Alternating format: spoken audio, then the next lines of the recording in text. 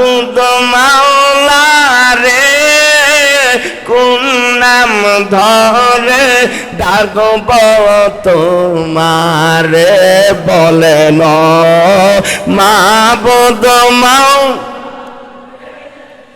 কোন নাম ধরে ডাকব তোমারে, কোন নাম ধরে ডাকলে রে মাওলা, কোন নাম ধরে ডাকলে রে মাওলা, ক্ষমা করবা আমরা রে, কোন নাম ধরে ডাকব তোমারে, বলেন মাবুদ মাওলা, কোন নাম ধরে ডাকব তো। সকলে বলি আলহামদুলিল্লাহ। সম্মানিত হাজিরিন, মহান আল্লাহ সুবহান, মহিয়ান গরিয়ান সর্বশক্তিমান আল্লাহ পাকের দরবারে অসংখ্য অগণিত শুকরিয়া আদায় করছি যে আল্লাহ পাক দয়া করে, মায়া করে, মেহেরবানি করে দুনিয়ার বিভিন্ন জায় ঝামেলা থেকে মুক্ত করে মদিনার জামাত কামাল্লা দরবার শরীফের প্রতিষ্ঠাতা রাহবার আমার হুজুর কেবলার প্রতিষ্ঠিত 10 দিন ব্যাপী খাসুল খাস মাহফিলের আজ সমাপনী রজনীতে আল্লাহ পাক আমাদেরকে আসার এবং বসার তৌফিক দিয়েছেন। সেজন্য সকলে খুশি হয়ে সমস্বরে বলি আলহামদুলিল্লাহ। আর একটু খুশি হয়ে বিকট আওয়াজে বলুন আলহামদুলিল্লাহ। সম্মানিত হাজিরিন, আমার হুজুর কেবলার প্রতিষ্ঠিত খাসুল খাস মাহফিল, সেজন্য আমি আলোচনা লম্বা না করে শুধু বর্তমান পীর সাহেব কেবলার এজাজত রক্ষার্থে কয়েক মিনিট কথা বলবো। অসুবিধা হবে আপনাদের? আমরা আসছি যেই মাহফিলের নাম আমার হুজুর রেখেছেন খাসুল, বলেন খাসুল খাস মাহফিল।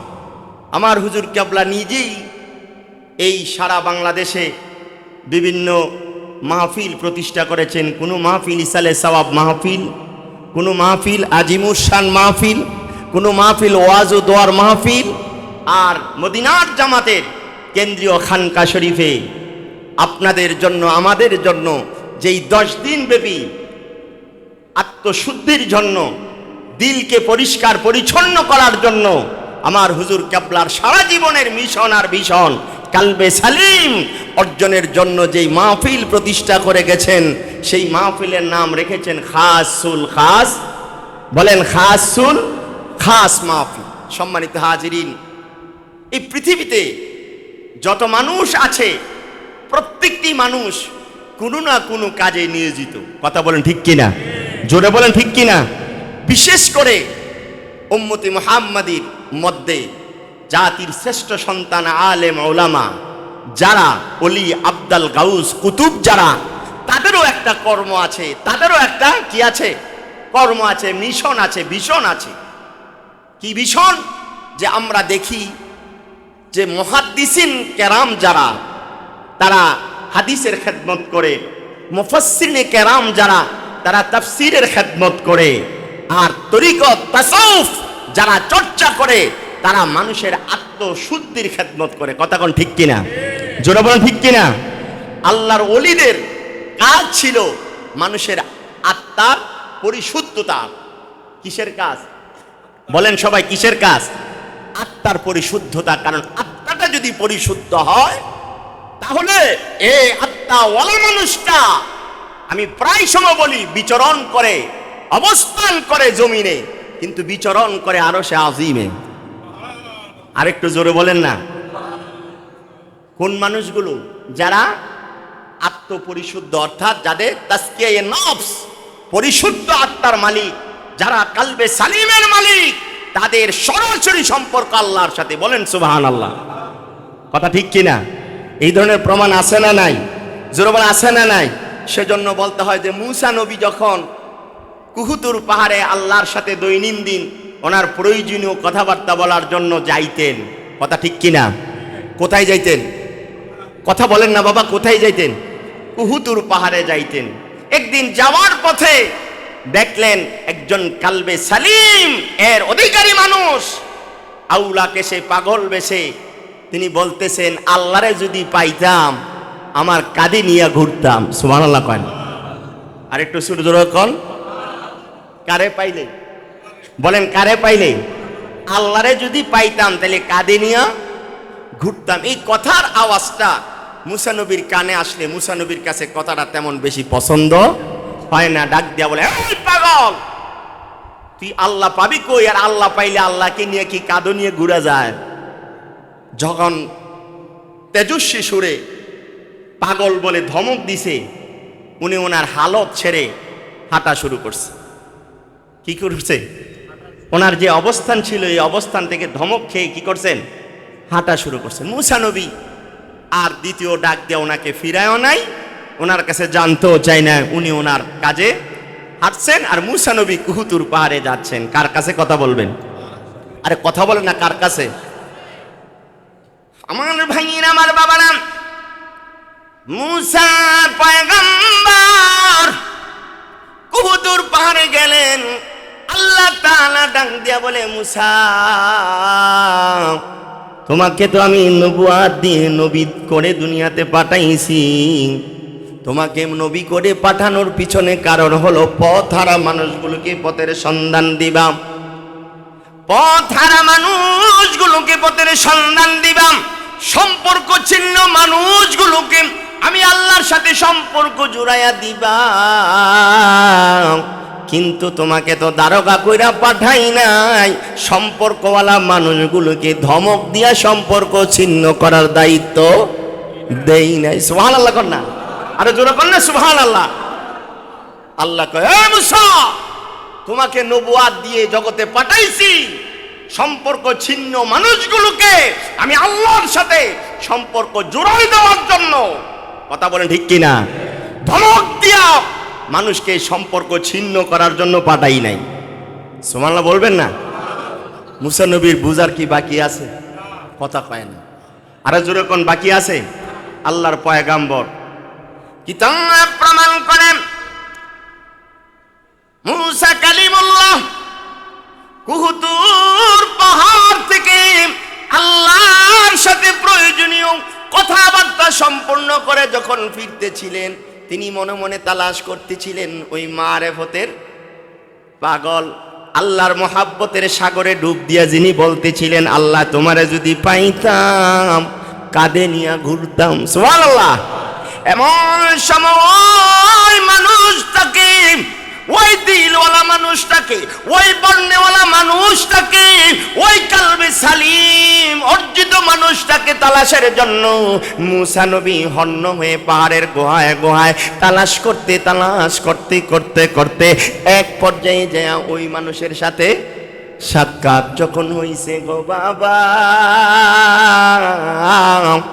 আমি যে বললাম আল্লাহর ওলিদের মিশন আর ভীষণ হলো কালবে সালিম এর মালিক বানায় দেওয়া, কালবে সালিম অর্জনের জন্য তারা কাজ করে। কথা কোন ঠিক কিনা? এই জন্য মুসা নবী ওই মানুষটাকে ডাক দেয়া বলে, ও পাগলা, তুমি যে বলতেছিলা আল্লাহকে পাইলে আল্লাহরে কাঁধে নিয়া ঘুরবা, আমি কুহুতুর পাহাড় থেকে আইসা আমার অবগত হইল তোমার এই কথাটা আমার আল্লাহর কাছে বড় পছন্দ হইছে, ভালো লাগছে। এই কথাটা তুমি বারংবার আমারে সাক্ষী নাইকা বইলা দাও। আরো জোরে বলেন না সুবহানাল্লাহ। কারণ কে কিভাবে রাখলে আল্লাহ রাজি হয়, খুশি হয়, সেই মিটার তো আমারে দেয় নাই। কথা কোন ঠিক কিনা? আরো জোরে বলেন ঠিক কিনা? তুমি আল্লাহকে ডাক দিয়ে বলেছিলা আল্লাহরে পাইলে তোমার কাঁধে নিয়ে ঘুরবা। আমি মনে করেছিলাম যে আল্লাহরে কাঁধে নিয়ে ঘুরার জিনিস না, এই জন্য ধমক দিয়েছি। কিন্তু আল্লাহ আমাকে আজকে তোমার ধমকের বদলাটা কুহুতুর পাহাড়ে দিছে। সুবহানাল্লাহ কইতেন না? আরে জোরে বললে সুবহানাল্লাহ। কারণ যে যাকে ভালোবাসে তার ভালোবাসার বদলা সেই দেয়। কথা কয় না, জোরে বল না ঠিক কিনা? কথায় কথা বেড়ে যায়। আমাদের সরাইলে পিসা হুজুর চলে আসছে, আমি কথাটা বলে শেষ করে দিচ্ছি যে আল্লাহর ওলি বৃষ্টি বেজায় দিনে যে যাকে যে ভালোবাসে, ওই যে বলছিলাম যে কালবে সালিমের মালিক হলে ওই মানুষটার সাথে সম্পর্ক সরাসরি কার? হাত তুলে বলেন কথা কার? ওই কালবে সালিমের মালিক হতে পারলে আল্লাহ পাক কতটা দায়িত্ব নেন, কতটা ভালোবাসা রাখলে রাখেন, সেটা বোঝানোর জন্য বলছি। কিতাবের মধ্যে লেখে আল্লাহর এক ওলি, কার ওলি? কথা কন না, কার ওলি? আল্লাহর ওলি বৃষ্টি ভেজা দিনে তসবিহ পড়তে পড়তে জিকির করতে করতে হাঁটতেছেন। কি করতে করতে? জিকির। বলেন কি করতে করতে? এই জিকিরের মাহফিল। জিকির করতে করতে আল্লাহর ওলি হাঁটতেছেন, হঠাৎ করে কাদাযুক্ত রাস্তা, হুচুট খেয়ে তিনি পড়ে গেলেন। পা ছিটকেয়া ওই কাদা যেখানে তিনি পড়ছেন ওখানে একজন পুরুষ আর একজন নারী বসা ছিল। হঠাৎ করে ওনার ছিটকানো কাদা নারীর কাপড়ে গিয়ে লাগছে। কথা কি বুঝতেছেন? আমার কথা এখন বুঝতেছেন? এখন যখনই কাদা গিয়া লাগছে, এমত অবস্থা ওই নারী আল্লাহর ওলির ধমক দিছে, এই মিয়া তুই দেখে শুনে চলার দরকার না, জামা তো নষ্ট করে ফেললেন। যখন জামা নষ্ট করে ফেলছেন বলছে, ওই যে ওনার সাথে যে পুরুষটা ছিল উনি ছিল ওনার ভালোবাসার লোক। এখন ভালোবাসার লোকে যখন দেখছে আমার ভালোবাসার লোকের গায়ের মধ্যে কাদা লাগছে, প্যাক লাগছে, ওনাকে খুশি করার জন্য কি করছে, আল্লাহর ওলির শরীরের মধ্যে একটা থাপ্পড় মারছে। নাউজুবিল্লাহ কন, নাউজুবিল্লাহ। আল্লাহর ওলি কোনো কি করলেন না, প্রতিবাদ করলেন না। উনি আস্তে করে চলে যাচ্ছেন, চলে যাচ্ছেন। কিছু দূর যাওয়ার পরে অসংখ্য মানুষ যারা যারে চিনে, ঠিক কিনা? আবার বলেন ঠিক কিনা? ডাক দিয়া বলে, হুজুর অনেক দিন পরে আপনাকে পাইছি, মনে বড় আকাঙ্ক্ষা লালন করি, আপনারে যদি পাইতাম একটু খেদমত করতাম। সুবহানাল্লাহ কইতেন না? আরো জোরে করেন না সুবহানাল্লাহ। আল্লাহর ওলিরে খেদমত করার জন্য অনুবিনয় করতেছে। হুজুর কিছুই যদি না খান অন্ততপক্ষে একটু কি খান, একটা চা খান। এরকম আপ্যায়ন আমরা অনেক সময় করি কিনা? কথা বলেন করি কিনা? কি খান, একটা চা খান। আল্লাহর ওলি মুস্কি হাসি দিয়ে আকাশের দিকে তাকায়, আল্লাহ তোমার কি সিদ্ধান্ত, কাউরে দিয়া থাপ্পড় খাওয়াও আর কাউরে দিয়া চা খাওয়াও। সুবহানাল্লাহ বলবেন না? এই কথা বলতে দেরি এমত অবস্থায় একদল মানুষ দৌড়াইয়া হুজুরের কাছে আইসা বলতেছে, হুজুর কিছুক্ষণ আগে যে একটা মানুষ আপনাকে থাপ্পড় দিছিল, ওই মানুষটা একটু আগে বজ্রপাতে কি হয়েছে, তার উপরে বজ্রপাত কইরা দুনিয়া থেকে বিদায় নিছে, আপনি কি তারে বদদুয়া দিছেন? হুজুরের কাছে কি কয়, আপনি কি ওনারে বদদুয়া দিছেন নাকি? যে মানুষটা আপনারে থাপ্পড় দিছে সে তো বদদুয়া ফানা, ফানা কিনা? কিন্তু আল্লাহর ওলিরা বদদুয়া করতে জানেন না। আল্লাহর ওলি ডাকতে বলে, না না, কালবে সালিমের মালিক যারা হয় তারা প্রতিশোধে বিশ্বাসী না। তাদেরকে যিনি ভালোবাসেন, তারা যার ভালোবাসা অন্তরে লালন করেন, যা কিছু করেন তা সেই আল্লাহই করেন। তোমরা হয়তো বুঝতে ভুল করেছ, সুবহানাল্লাহ কোন, তোমরা হয়তো বুঝতে ভুল করেছ। আমার পায়ের ছিটকানো কাদা গিয়ে ওর প্রেমিকার শরীরে, ভালোবাসার মানুষের শরীরে লাগছে, এই জন্য ভালোবাসার মানুষকে খুশি করার জন্য আমার গায়ে থাপ্পড় বসাইছে, এই হলো তার বিচার। কিন্তু আমাকে তো কেউ না কেউ ভালোবাসে, আমিও তো কাউকে না কাউকে ভালোবাসি, ঠিক কিনা?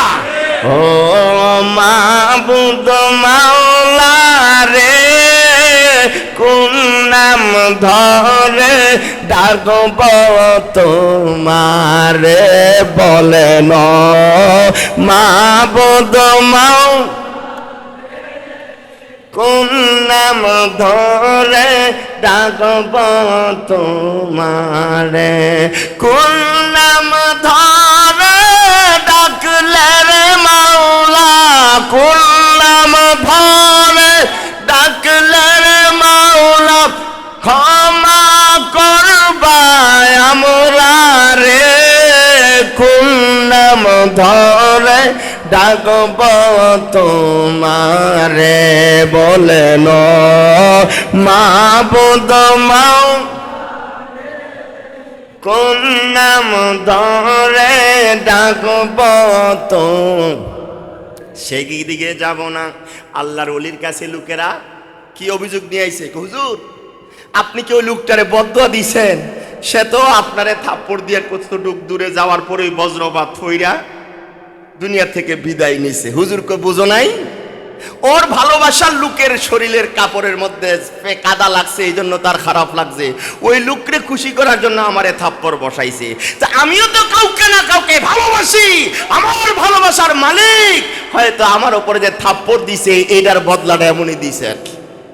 সুবহানাল্লাহ বলবেন না? কথা বলেন সুবহানাল্লাহ।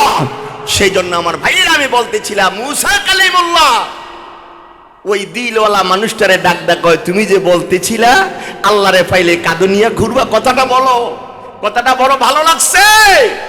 ওই লোকটা বলছিলেন, মুসা তুমি আমাকে একের পর এক বলার জন্য অনুরোধ জানাতে পারো, নির্দেশ দিতে পারো, কিন্তু তখন আমার যে হালাত ছিল সেই হালাত এখন আমি আর পাচ্ছি না। সুবহানাল্লাহ বলবেন না? আরো জোরে বলেন সুবহানাল্লাহ। তাহলে সেই হালাত তৈরি হয় কাদের মাধ্যমে? আল্লাহর ওলিদের সহবতের দ্বারা, আল্লাহর ওলিদের নেক নজরের দ্বারা এমন হালাত তৈরি হয় যে সে তার নিজের উপরে তার নিজেকে স্থির রাখতে পারে না। কথা কোন ঠিক কিনা? জোরে বলেন ঠিক কিনা? এই বাস্তবতা আমাদের সামনে আসে না নাই? জোরে বলেন আসে না নাই? এই জন্য আমি আলোচনায় প্রায় সময় বলি, এই কাদাযুক্ত কোনো উঠানে এই পাশে যদি একটা ঘর থাকে আর ও পাশে যদি একটা ঘর থাকে, এই কাদাযুক্ত উঠানে যদি কোনো শিশু এই ঘর থেকে ও ঘরে যেতে চায়, তাহলে নিরাপদ হবে কি তাকে একা ছেড়ে দিলে, নাকি তারে ধরে ওই ঘরে পৌঁছালে? বলেন সবাই। নিরাপদ হবে তাকে একজন বুঝদার মানুষ হাত ধরে যদি ওই ঘরে পৌঁছায়, তবেই সে নিরাপদে ওই ঘরে পৌঁছতে পারবে। ঠিক কিনা? আমি আমার আলোচনায় বলি, ও মুসলমান, এই দুনিয়াটা হচ্ছে গুনাহের কাদায় ভরপুর। এই কাদাযুক্ত দুনিয়া থেকে কাদা মুক্ত হয়ে চলতে হলে একজন বুঝদার শায়খ দরকার, একজন কালবে সালিমের অধিকারী, একজন আল্লাহর ওলির দরকার। ঠিক কিনা? জোরে বলেন ঠিক কিনা? সেই ধরনের ওলি আল্লাহর দরবার, এই কামাল্লার দরবার, যেখানে বলতেছিলাম হুজুর কাবলা প্রতিষ্ঠিত করেছেন আজিমুল শান মাহফিল, ওয়াজ মাহফিল, দুয়ার মাহফিল, কিন্তু আপনার আমার কালবে সালিমের জন্য হুজুর প্রতিষ্ঠা করেছেন কি? খাসুল, বলেন খাসুল, খাস মাহফিল। আম খাস, আবার খাসের ভিতরে আরেক খাস। সুবহানাল্লাহ বলবেন না? আরো জোরে বলেন সুবহানাল্লাহ। সেজন্য আমার ভাইয়েরা, আমার বাবারা, আপনারা আমার হুজুর কেবলা রুহানি সন্তান, আপনারা আমার আলোচনা শুনেই থাকেন। আপনাদের কাছে আমি এই কথাটাই বলতে যাই, এই দেহের ভিতরে যতদিন প্রাণ আছে আমরা আজকে অঙ্গীকার করব, ওয়াদা করব, আল্লাহ ওয়ালাদের সহবতে থেকে আল্লাহ ওয়ালা হয়ে আমরা যেন কবরে যেতে পারি। আল্লাহ যেন তৌফিক দেয়, বলেন আমিন। এই কথার সাথে আমরা সবাই কি রাজি আছি? সবাই কি রাজি আছি? নারে তাকবীর, নারে সালাত, মদিনার জামাত, মদিনার জামাত। কামাল্লা দরবারের বর্তমান পীর মুর্শিদ কেবলা, পীর মুর্শিদ কেবলা। সকলে বলেন আলহামদুলিল্লাহ। আর দীর্ঘায়িত নয়, আমার হুজুর কেবলার নির্দেশ যে আমার হুজুরের অত্যন্ত আদরের খলিফা, বর্তমান সরাইল বাগে গাউসিয়া দরবার শরীফের গদ্দিনিশিন পীর হযরতুল আল্লাহ মাওলানা হাবিবুল্লাহ বেলালী সাহেব আসছেন। হুজুর বলে গেছেন যে উনি আসলে আমি মাইক ছেড়ে দেওয়ার কথা, সেজন্য আমার আলোচনা লম্বা করলাম না। আজকের মতো এখানেই বিদায় আরজ করছি। এখনই আপনাদের সামনে আজকের এই মাহফিলের মূল্যবান আলোচনা পেশ করছেন হযরত মাওলানা হাবিবুল্লাহ বেলালী সাহেব, খলিফা কামাল্লা দরবার শরীফ, পীর সাহেব সরাইল বাগে মদিনা গাউসিয়া দরবার শরীফ। কি আস্তাগফিরুল্লাহ রাব্বি মিন কুল্লি জামবি ওয়া আতুবু ইলাইহি লা হাওলা ওয়ালা কুওয়াতা ইল্লা বিল্লাহিল আলিয়্যিল আযীম। বাবারে, যার যার গুনাহ তার তার জানা, কারোর গুনার খবর কেউ জানে না, কারোর কবরে কেউ যাবে না, তোমার কবরের খবর কেউ রাখবে না। মাবুদের কাছে বিনে বিনে আল্লাহ গুনাহ লই আইছি, আমরা রে বেগুনা বানায়া দাও। আল্লাহ আল্লাহ মাবুদ, খাসুল খাস মাহফিল শেষ হয়ে যায়, আপনার জিন্দেগির গুনাহ শেষ হয়েছিল আল্লাহ। আল্লাহ তুমি যদি ক্ষমা না করবা, তুমি যদি মেহেরবানি না করবা, তুমি যদি ক্ষমা না করবা, এই গুনাহ নিয়ে যদি আমার মরণের ডাক আইসা যায়, গহীন অন্ধকার কবরে আমার উপায় হবে কি? ডাইনে মাটি বামে মাটি কবরে অন্ধকারে